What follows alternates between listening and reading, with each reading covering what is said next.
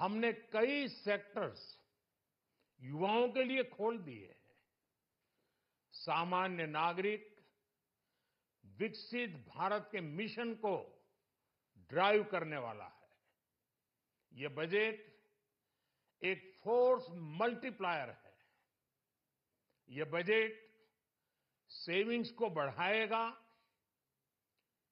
Investment को बढ़ाएगा, consumption को बढ़ाएगा और ग्रोथ को भी तेजी से बढ़ाएगा। मैं वित्त मंत्री निर्मला सीतारमण जी और उनकी पूरी टीम को इस जनता जनार्दन का बजट, पीपल्स का बजट, इसके लिए बहुत बहुत बधाई देता हूं। साथियों, आमतौर पर बजट का फोकस इस बात पर रहता है कि सरकार का खजाना कैसे भरेगा, लेकिन ये बजट उससे बिल्कुल उल्टा है। लेकिन ये बजट देश के नागरिकों की जेब कैसे भरेगी, देश के नागरिकों की बचत कैसे बढ़ेगी और देश के नागरिक विकास के भागीदार कैसे बनेंगे, ये बजट इसकी एक बहुत मजबूत नींव रखता है।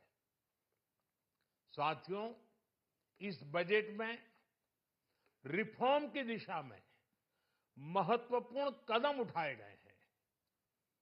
न्यूक्लियर एनर्जी में प्राइवेट सेक्टर को बढ़ावा देने का निर्णय बहुत ही ऐतिहासिक है। ये आने वाले समय में सिविल न्यूक्लियर एनर्जी का बड़ा योगदान देश के विकास में सुनिश्चित करेगा। बजट में रोजगार के सभी क्षेत्रों को हर प्रकार से प्राथमिकता दी गई है। लेकिन मैं दो चीजों पर ध्यान आकर्षित करना चाहूंगा। उन रिफॉर्म्स की मैं चर्चा करना चाहूंगा जो आने वाले समय में बहुत बड़ा परिवर्तन लाने वाले हैं। एक, इंफ्रास्ट्रक्चर स्टेटस देने के कारण भारत में बड़े शिप्स के निर्माण को बढ़ावा मिलेगा। आत्मनिर्भर भारत अभियान को गति मिलेगी और हम सब जानते हैं कि शिप बिल्डिंग ये सर्वाधिक रोजगार देने वाला क्षेत्र है। उसी प्रकार से देश में टूरिज्म के लिए बहुत संभावना है।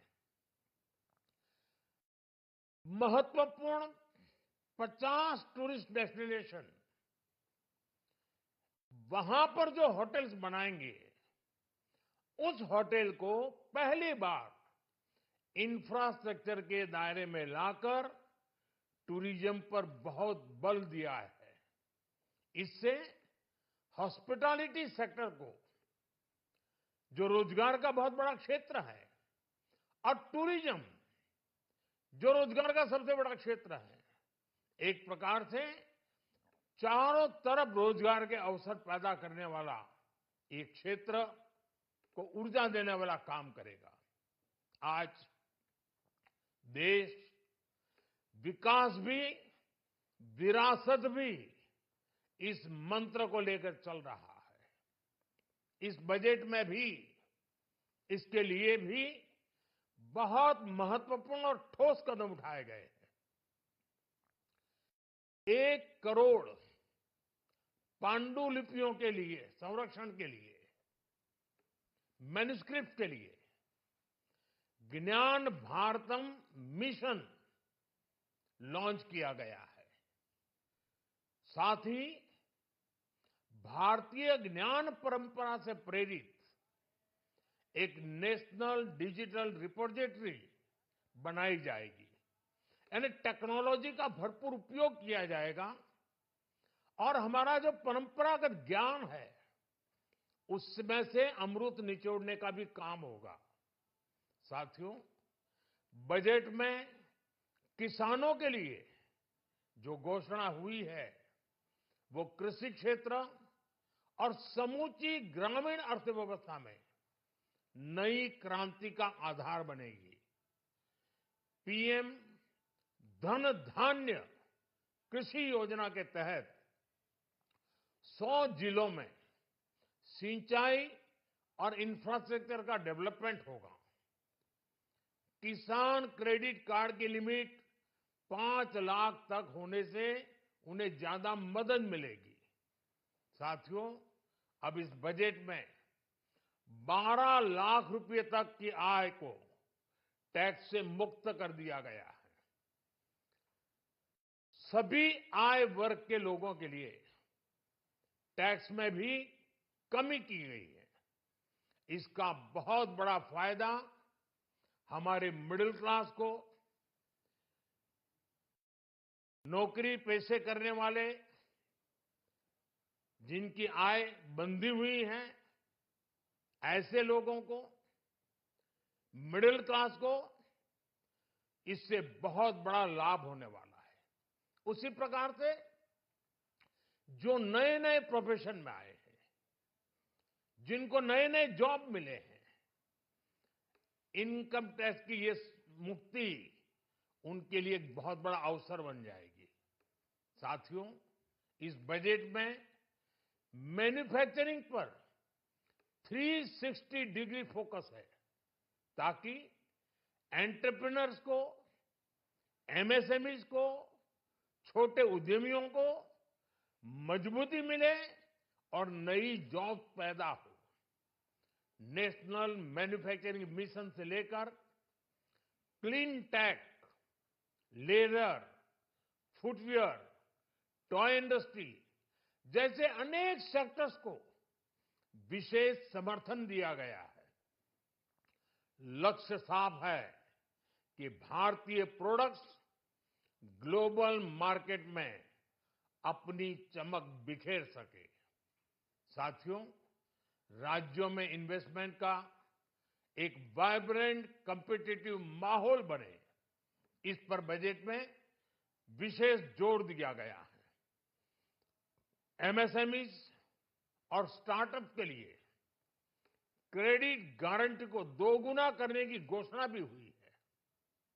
देश के एससी, एसटी और महिला जो नए उद्यमी बनना चाहते हैं, उनको 2 करोड़ रुपए तक के लोन की योजना भी लाई गई है, और वो भी बिना गारंटी। इस बजट में न्यू एज इकोनॉमी को ध्यान में रखते हुए गीग वर्कर्स के लिए बहुत बड़ी घोषणा की गई है।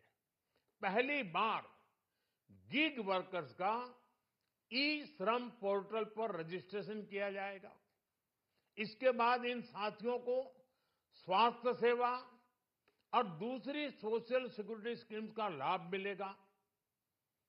ये डिग्निटी ऑफ लेबर, इसके प्रति, श्रम एव जयते के प्रति सरकार के कमिटमेंट को दर्शाता है।